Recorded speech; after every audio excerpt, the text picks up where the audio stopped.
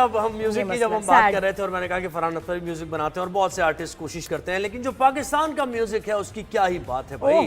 हमारे तो golden era गुजरा म्यूजिक का और अब भी चल रहा है। जबरदस्त सिंगर्स आते हैं और जेन्युइन म्यूजिक होता है, तो उन्हीं में से एक टॉप स्टार हैं जिनकी बड़ी फैन फॉलोइंग।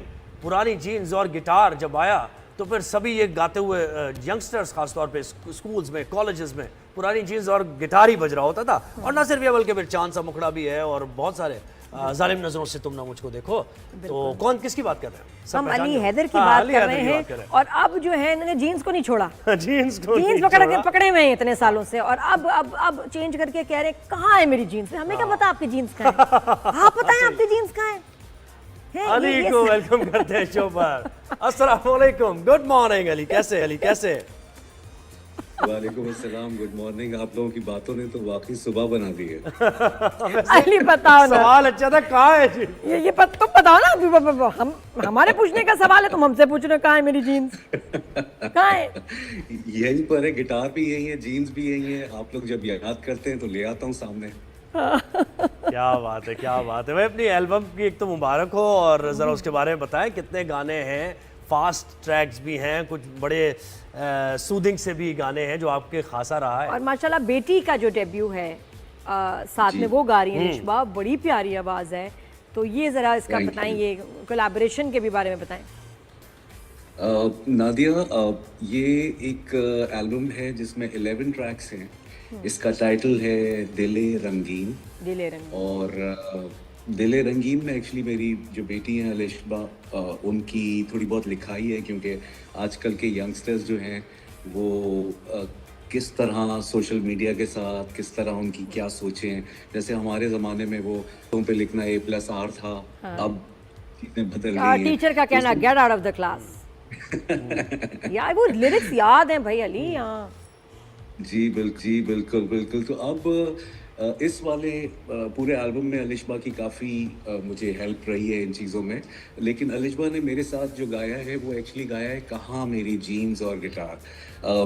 आपको पता है इंडिया में जब 1993 में रिलीज़ हुआ था, फिर पाकिस्तान में भी हुआ था, तो उस दौर में तो हम बच्चे थे, हमें मालूम नहीं था चीज़ों का।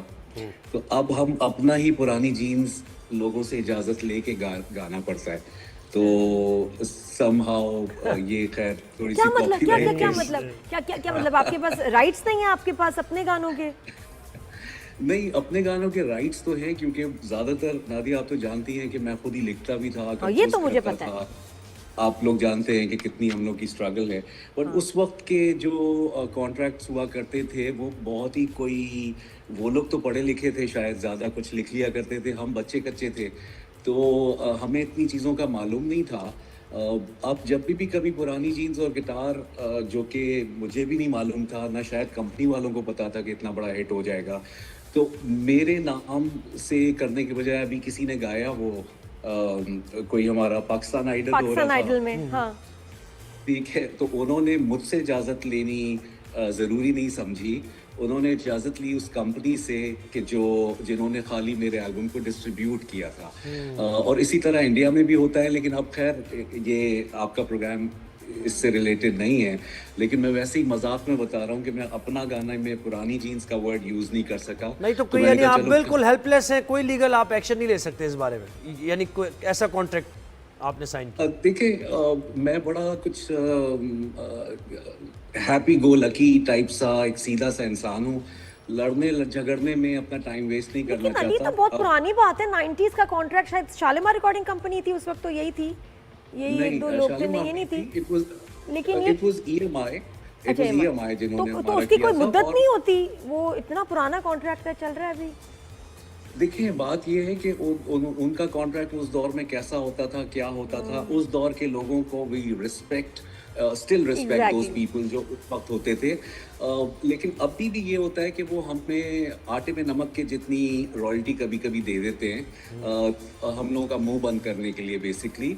लेकिन मैं आपको वैसे बता रहा हूँ, अगर कोक स्टूडियो को चाहिए था वो गाना, तो उनको इजाज़त मुझसे लेना ज़रूरी नहीं समझी। पाकिस्तान आइडल में गए तो उन्होंने वही नहीं था कि मेरा गाना कोई गा रहा है। दुख की बात यह है कि जिस इंसान ने मेहनत की है, एटलीस्ट उसको आप क्रेडिट दे दें इस बात का कि उसने अपनी एक ज़िंदगी उस पूरी जर्नी में सर्व की है।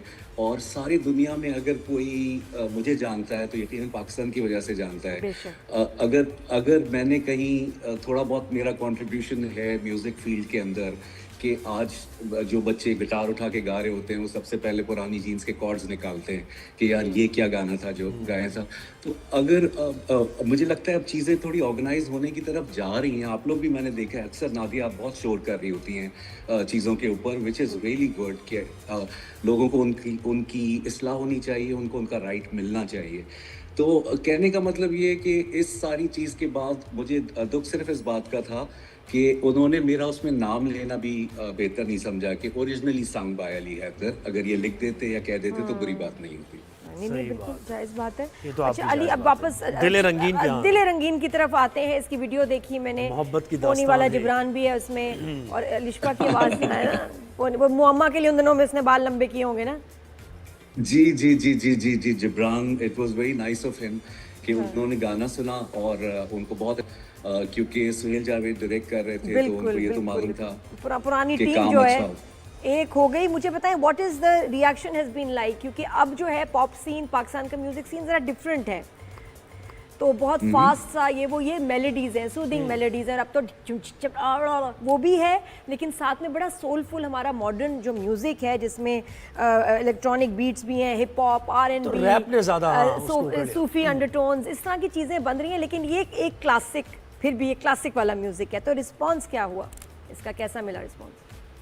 नादिया बिल्कुल आपने सही बात कही है क्योंकि अब म्यूजिक चेंज हो गया है। ज़्यादातर लोग सुनते हैं अब डिजिटल जो अवेलेबल होता है, स्पॉटिफाई पे सुन लिया, उस पे स्ट्रीम्स एंड डाउनलोड हो गया, ज़्यादातर लोग इस पे सुनते हैं। वीडियो के ऊपर भी लोग थोड़ी सी अटेंशन देते हैं, लेकिन सारा जो पहले था जैसे कैसेट्स या सीडीज या इस तरह का सिलसिला ज़्यादा होता था। अभी जो है आप अगर वीडियो भी चेक करेंगी तो बहुत लोग देख चुके हैं, amazing comments, amazing reaction towards the video. लोगों को बहुत अच्छी कहानी भी लग रही है एंड ऑफ कोर्स अगर उसमें अच्छी डायरेक्शन होती है, गाने की धुन अभी आपने कहा तो देखें ना, वो जो जनरेशन तो आपकी फैन है ना, हम जो है जनरेशन भी, और वो आपने जनरेशनल जो एक ट्रांजिशन दिखाई है मोहब्बत की उस वीडियो में, बड़ी जबरदस्त है, वो बहुत अच्छी है। And we can still connect to this kind of music. तो थोड़ा स्लो समझ में आने वाला, जिसके लिरिक्स भी जो आप सुन सकते हैं फैमिली के साथ, वरना बाकी गानों में तो बीच में मैं अजीब दो चार वो ऐसे भी आ जाते हैं, स्लैंग करते लफ्ज़ आ जाते हैं। अली मैं तो ऐसे हो जाती हूँ, मेरे बच्चे तो नहीं सुन रहे और वो सुन रहे हैं, अजीब सी गंदी बातें आ जाती हैं। आंखें बंद कर ली आंखें बंद करेंगे, कान कैसे बंद करें, ये भी अजीब मामा पापा भी हो जाता है उसमें कभी बच्चे, और बच्चे ऐसे ऐसे बोल रहे हैं, मैं तुम्हें ये लड़ाइयाँ धमकियाँ ये